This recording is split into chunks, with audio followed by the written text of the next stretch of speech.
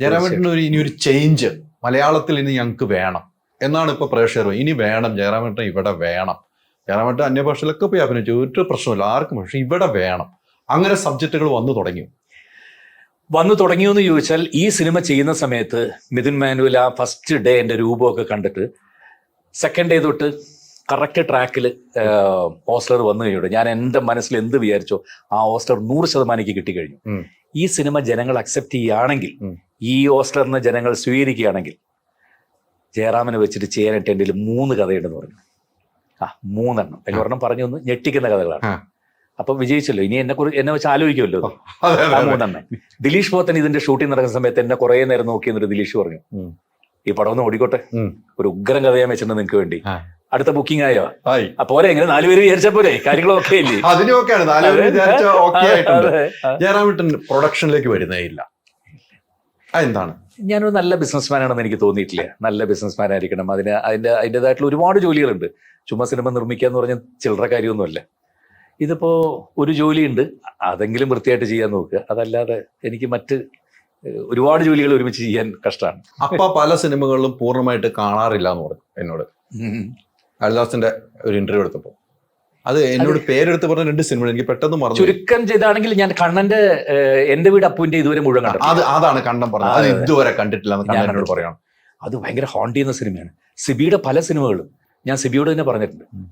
സിബി സാറിന്റെ ഇത് നമ്മുടെ മാധവിയൊക്കെ അഭിനയിച്ച മുരളിയുടെ പേര് പെട്ടെന്ന് ഞാൻ മറന്നു പോകുന്നില്ല.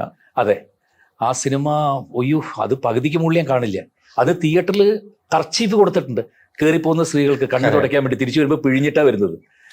അപ്പൊ അതേപോലെ ഇത് എൻ്റെ മോൻ അഭിനയിച്ചുകൊണ്ട് മാത്രമല്ല, ആ സിനിമ വല്ലാത്ത ഹോണ്ടിങ് ആണ്. അവസാനമൊക്കെ വന്നിട്ട് ഞാനല്ല അത് ചെയ്തതെന്നൊക്കെ പറഞ്ഞ് അവൻ കോടതിയിൽ കരഞ്ഞിട്ട് അവൻ ആ ജുവനൈൽ ഹോമിലേക്ക് കൊണ്ടുപോകുന്ന സീനൊക്കെ വരുമ്പോഴത്തേക്കും ഞാൻ അപ്പം സ്ഥലം വിട്ടു. ഞാൻ നോക്കിയപ്പോൾ അടുത്ത സീറ്റ് നോക്കിയപ്പോൾ എൻ്റെ ഭാര്യയും കാണാനില്ല. അപ്പൊ അത് കുറെ മുമ്പേ സ്ഥലം വിട്ടു കൊടുത്ത് അതിന് മുമ്പേ പോയി അല്ലെ.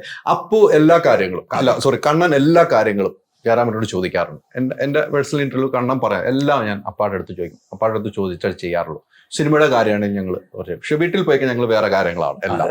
സിനിമയിൽ അഭിനയിക്കാൻ പോവുകയാണെങ്കിൽ ഞാൻ അപ്പാടെ അടുത്ത് പറഞ്ഞത് ഇന്ന ഇതാണെന്ന് പറയും. അത് എങ്ങനെയാണ് നിങ്ങൾ ഈ സിനിമ സെലക്ട് ചെയ്യുമ്പോൾ? അല്ല, കണ്ണൻ്റെതായിട്ടുള്ള തന്നെ കേട്ടോ ചോയ്സ്. കണ്ണൻ അത് എൻ്റെ അടുത്തുമായിട്ട് ഷെയർ ചെയ്യുന്ന ചുമ്മാ പറഞ്ഞായിരിക്കും. കണ്ണൻ്റെതായിട്ടുള്ള സെലക്ഷൻ തന്നെയാണ് ചെയ്യുന്നത്.